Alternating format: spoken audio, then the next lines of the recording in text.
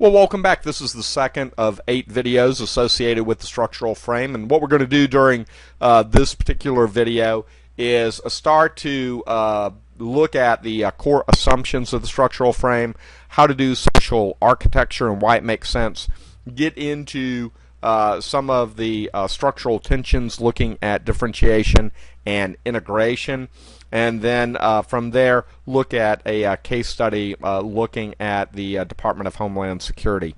I would encourage, after you finish this particular video, to go back and look at 2 of the videos that are linked into the course website, one of which is a interview with the CEO of Amazon, and is an example of the structural under organization being done well and the success that Amazon has realized due to its organizational structure and the architecture of that organization. And then as a counterexample, there's a YouTube video looking at the 9/11 commission findings and all of the challenges associated with responding to 9/11 due to a lack of vertical coordination, due to a lack of differentiation between the organizations. You know, just the wrong structure to respond holistically to an attack like that between all of the different agencies trying to make things happen. All right, well, that's the kind of overview of what we're going to do during this particular video. Let's start out with the core assumptions. And for each of these frames, the structural, political, HR, and the symbolic frame, we're going to start out always with what are the core assumptions? What are the kind of core beliefs as to why this perception or perceptive has a value? And so this one starts out with organizations exist to achieve established goals and objectives. Who would disagree with that? And you can increase efficiency and performance through specialization and appropriate division of labor. Sure, that makes sense. We need to be able to coordinate between those different individuals and units. That makes sense. It works best when rationality prevails over personal agendas and extraneous pressures. And perhaps in a utopian world, but okay. Effective structures fit the current circumstances. That is, there is not a one structure that fits everything. Nope, we've got to adapt the structure based on the environment. And troubles arise and performance suffers when there are structural deficits associated with a particular approach. All right, well, most of those make good sense in terms of core assumptions for looking at a organization. Let's go down now and talk about social architecture. So social architecture is how do we design structures that allow people to do their best based on some of those assumptions. There's this underlying assumption that some structures are good and some are bad, and that sometimes more choice is not always good.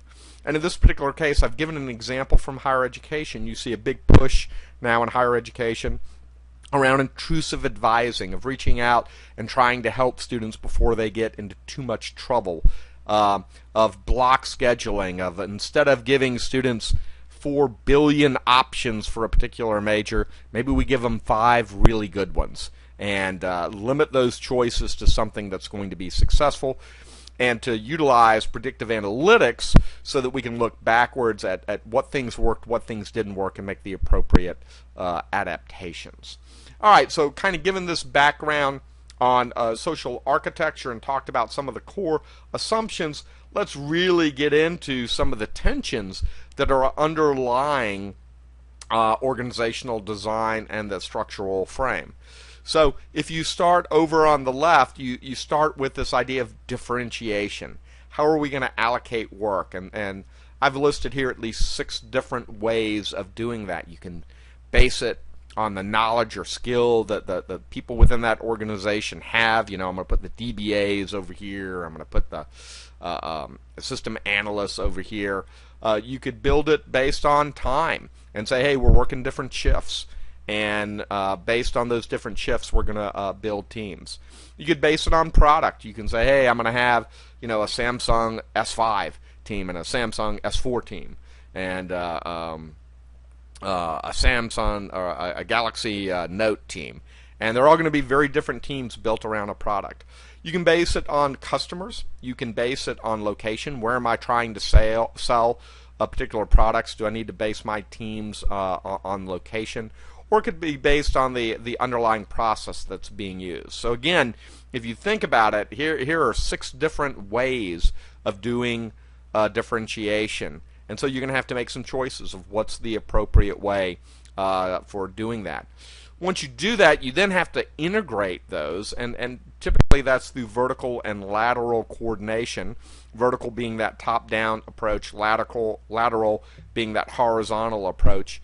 So an example of a vertical would be a chain of command or an organizational structure.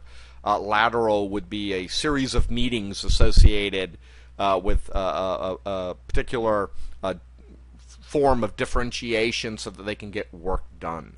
And sub-optimization is going to occur when you have units focused on achieving their smaller goals rather than the larger goal of the overall mission of the entire organization.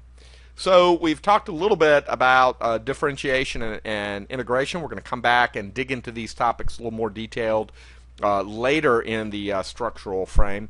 Let's look at an example now of where it did not go well. And in this particular case, we're going to look at the Department of Homeland Security and a series of events that each taken independently seem to make a lot of sense, but when you pull them together, really doesn't make a lot of sense. So you start off, we have a 9/11 attack, and as we're looking at some of the challenges associated with that, and remember, I encourage you to go look at the YouTube movie on the 9/11 Commission. Lots of insight on what went well and did not go so well on the September 11th attack. And based on that attack, we have a new director of Homeland Security that generates a new organizational structure, and FEMA is brought into this new group of Homeland Security. This leads to more focus on security because we just had 9/11, less focus on disaster management, and then we have Hurricane Katrina roll in and the disaster associated with the federal government's response associated with Hurricane Katrina. So again, taken independently, these things make sense. We have a 9/11 attack. We appoint a new director. The new director works for more coordination, okay, more horizontal coordination through a new structure. That coordination leads to more focus on security and less on disaster management. FEMA, who used to focus solely on disaster management, now gets stretched thin trying to look at a whole bunch of other different issues that they're going to have to address. And then when a national disaster does occur, they're not prepared and they're not responsive and agile to the needs of folks on the ground. All right, very good. So this brings us to a close of this video. During the next video, we're going to look at some means for vertical and horizontal coordination.